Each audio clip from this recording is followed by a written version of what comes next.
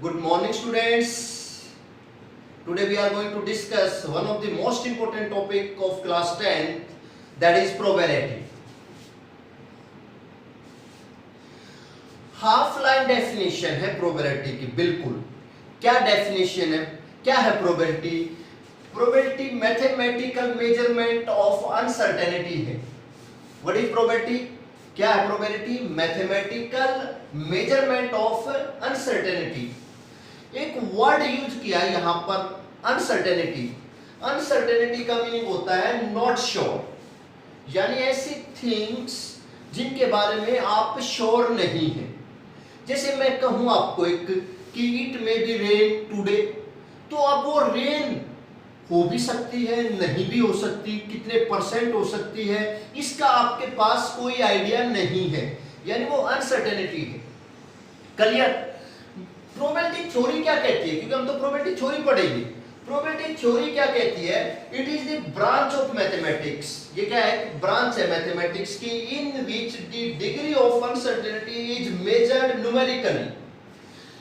Probability theory कहती है कि वैसे आप नहीं फाइंड आउट कर सकते एग्जैक्ट रिजल्ट, लेकिन न्यूमेरिकल डाटा केस में अगर किसी चीज का डाटा दे रखा है तो आप अनसर्टेनिटी निकाल सकते हो, यानी उसकी प्रोबेबिलिटी आप निकाल सकते हो न्यूमेरिकल के केस में।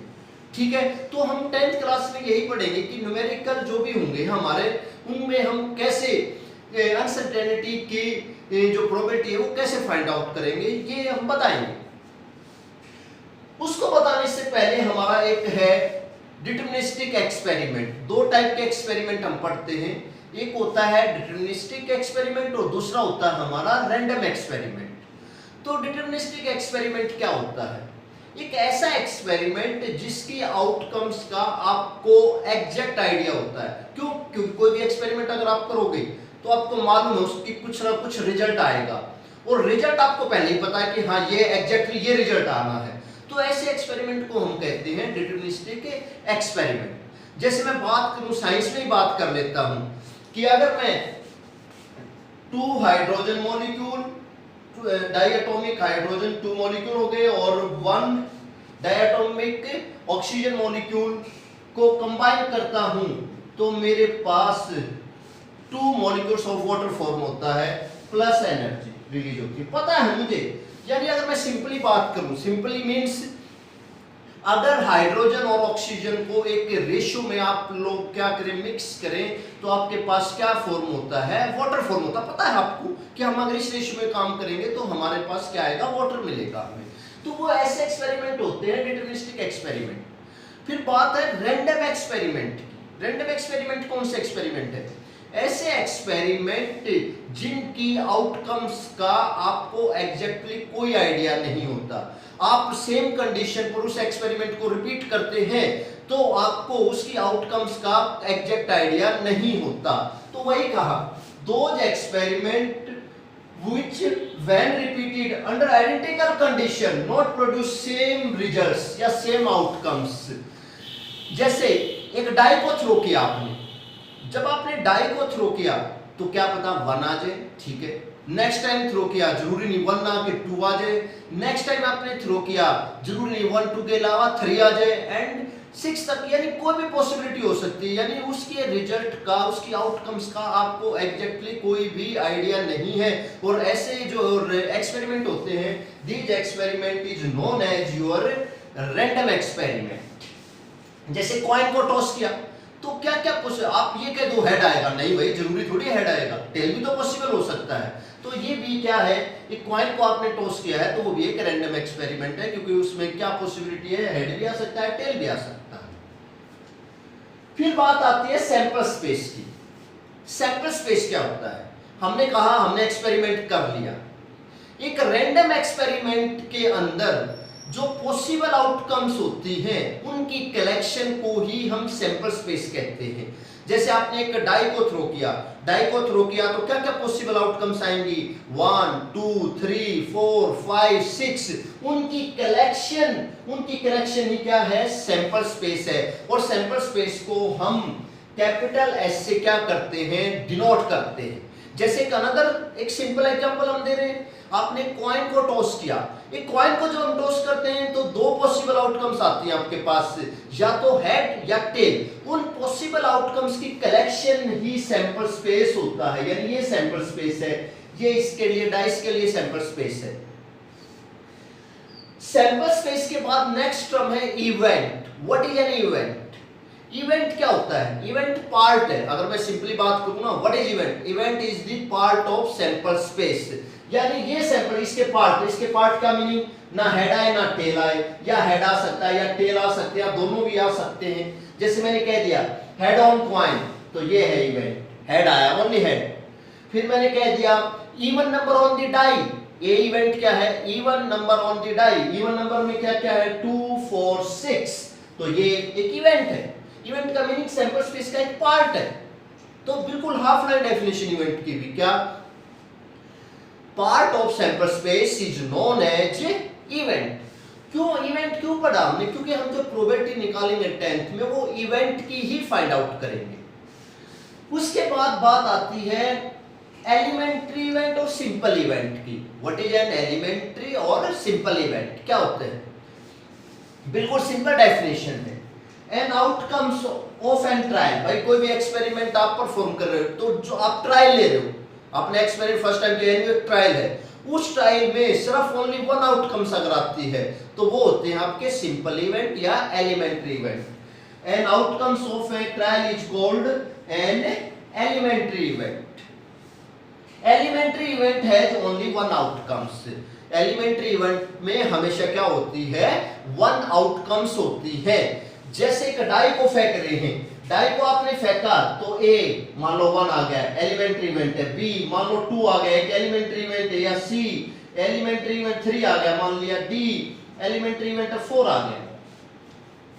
क्लियर? फर्स्ट फेज में हमने क्या क्या? प्रोबेबिलिटी, बिल्कुल half line definition, measurement of uncertainty. उसके बाद सेकंड प्रोबेबिलिटी थ्योरी हम पढ़ेंगे। क्या है? ये ब्रांच है मैथमेटिक्स की, जिसमें हम क्या सीखेंगे? डिग्री ऑफ अनसर्टेनिटी को मेजर किया जाएगा न्यूमेरिकली। फिर उसके बाद हमने 2 एक्सपेरिमेंट पढ़े, बताया जिसके आउटकम्स का या रिजल्ट का हमें पहले से एग्जैक्ट आइडिया हो, उसको हम क्या कहते हैं? Deterministic experiment. और जिसकी आउटकम्स का पहले से हमारे पास कोई एग्जैक्ट आइडिया नहीं है, उसको हम कहेंगे रैंडम एक्सपेरिमेंट। फिर हमने सैंपल स्पेस को डिफाइन किया, कलेक्शन है, आउटकम्स की कलेक्शन। फिर हमने इवेंट को डिफाइन किया, क्या है event? Part of sample space. फिर हमने एलिमेंट्री या सिंपल इवेंट को डिफाइन किया, क्या है एलिमेंट्री और simple event? Containing only one outcome. ऐसे इवेंट जिसमें ओनली वन आउटकम्स हो उनको क्या कहते हैं हम? Simple event. Okay, now next compound events की हम बात कर रहे हैं। नाम से ही पता चल रहा है कंपाउंड। कंपाउंड का मीनिंग 2 या 2 से ज्यादा का मिक्सचर। यानी कैसे ऑब्टेन्ड होंगे compound events? Compound event obtained by combining 2 और मोर सिंपल इवेंट्स। यानी 2 या 2 से ज्यादा सिंपल इवेंट्स को जब हम कंबाइन करेंगे तो हमारे पास क्या फॉर्म होगा? कंपाउंड इवेंट फॉर्म होगा। जैसे मैं एक एग्जांपल दे रहा हूं, आपने एक डाइस को थ्रो किया तो क्या क्या पॉसिबिलिटी हो सकती है? तो 1 या 2 या 3 या 4 या 5 या 6 आपको मिलेगा। ये मैंने इवेंट सपोज किया odd number on the die. ये इवेंट मैंने सपोज किया है getting odd numbers on the die. तो ऑड नंबर्स क्या क्या है? 1 3 5 ये हमारे हैं।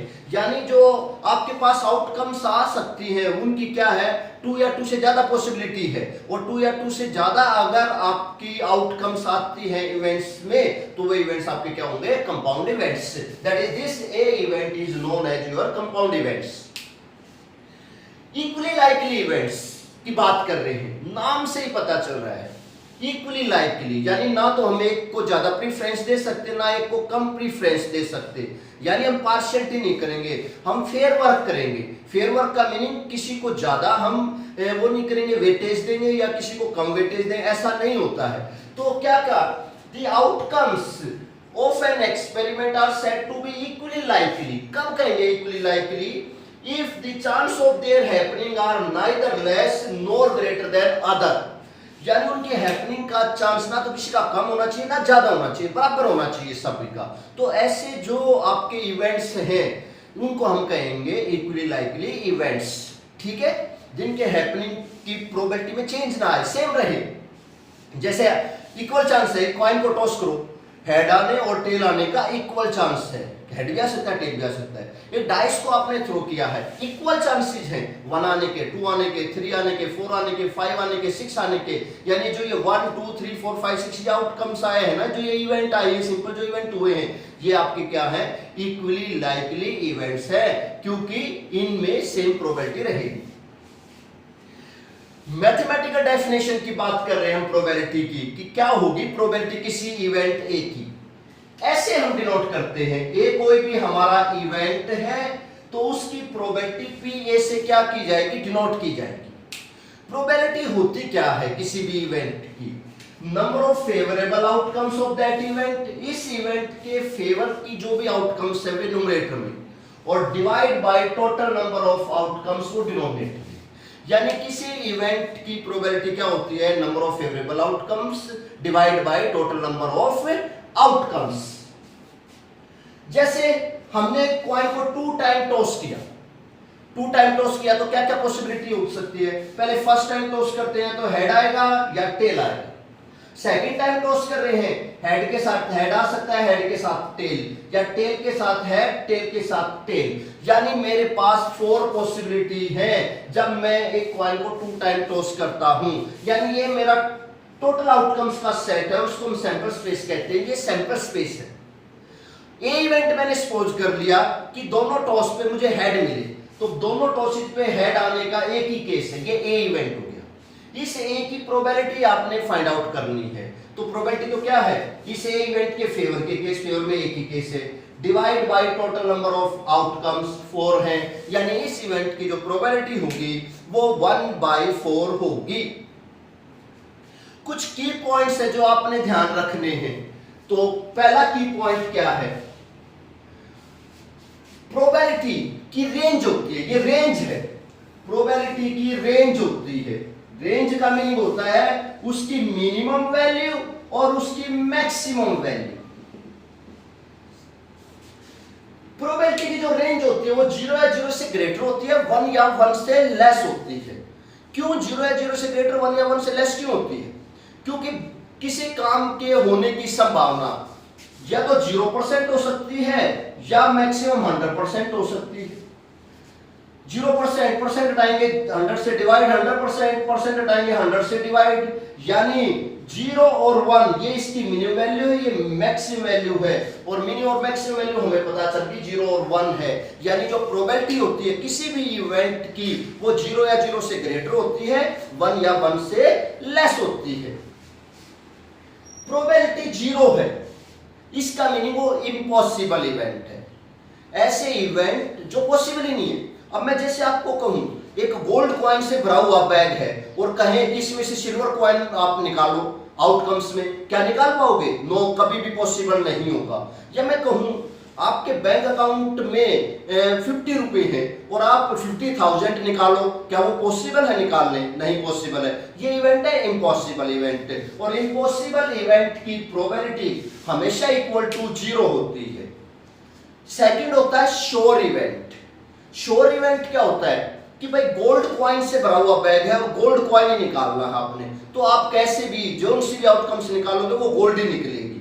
यानी जो इसके टोटल आउटकम्स और जो फेवरेबल आउटकम्स होंगे वो सेम होंगे, यानी ये सेम से सेम कैंसिल, यानी 1। यानी जो श्योर इवेंट होता है उसकी जो प्रोबेबिलिटी होती है वो 1 होती है। उसके बाद आता है कॉम्प्लीमेंट ऑफ एन इवेंट। कोई इवेंट है उसका आपने क्या फाइंड आउट करना है, कॉम्प्लीमेंट फाइंड आउट करना है। मान लिया एस कोई भी सैंपल स्पेस है, यानी कोई एक्सपेरिमेंट आपने किया है, ये उसकी आउटकम्स का सेट है, सैंपल स्पेस। ए क्या है, कोई भी इवेंट है, तो इसका जो कॉम्प्लीमेंट है वो या तो ए बार या ए रेज़्ड टू पावर सी या ए डैश से क्या होगा, डिनोट होता है। कॉम्प्लीमेंट किसी भी इवेंट क्या होता क्या है, कॉम्प्लीमेंट में हमेशा सैंपल स्पेस के मेंबर आते हैं, और सैंपल स्पेस के कौन से मेंबर आएंगे, जो उस सेट से बिलोंग नहीं करेंगे, जो ए से बिलोंग नहीं करेंगे। वही लिखा, complement of event A is the collection of all member of sample space which does not belongs to A. एक सिंपल से एग्जांपल से समझाने की कोशिश कर रहे हैं। जैसे एस एक डाइस को थ्रो किया है तो ये आपका सैंपल स्पेस है 1 2 3 4 5 6। ये इवेंट लिया गेटिंग है even number on die. Even number आने के क्या क्या चांस होते हैं 2 4 6। इसका कॉम्प्लीमेंट निकालना है यानी ए बार निकालना है। तो ए बार क्या होगा सैंपल स्पेस के वे मेंबर जो ए से बिलोंग ना करे। 1 है ए में नहीं आ जाएगा, 3 है नहीं, 5 है नहीं, तो ये इसका ए कॉम्प्लीमेंट है। ओके नाउ नेक्स्ट, किसी इवेंट की हैपनिंग की प्रोबेबिलिटी प्लस नॉट हैपनिंग की प्रोबेबिलिटी का जो सम होता है वो ऑलवेज इक्वल टू 1 होता है। या मैं इन अनदर वर्ड्स में अगर कहूं आपको तो एक कोई भी इवेंट है उसके हैपनिंग की प्लस उसके कॉम्प्लीमेंट, कॉम्प्लीमेंट का meaning not happening, not happening की प्रोबेबिलिटी का जो सम होगा वो ऑलवेज इक्वल टू 1 होता है।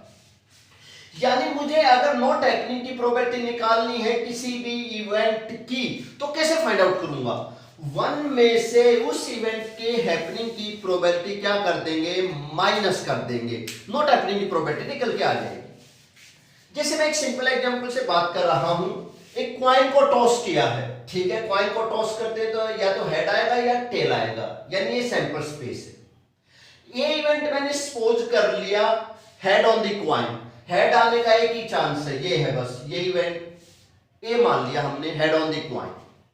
इसका आपने क्या फाइंड आउट किया कॉम्प्लीमेंट फाइंड आउट किया। कॉम्प्लीमेंट क्या होता है सैंपल स्पेस के वे मेंबर जो इस इवेंट से बिलोंग ना करे, यानी ये आएगा ओनली जो इस इवेंट में नहीं है, ये मेंबर सैंपल स्पेस का इस इवेंट से बिलोंग नहीं कर रहा यानी इसके कॉम्प्लीमेंट में होगा, यानी ये आएगा।